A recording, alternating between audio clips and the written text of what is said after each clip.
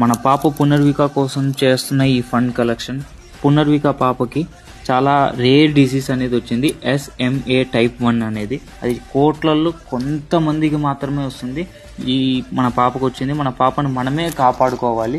మీరు చేసే ప్రతి ఒక్క షేరు, ప్రతి ఒక్క రూపాయి అనేది పాప లైఫ్ అనేది బతికిస్తుంది.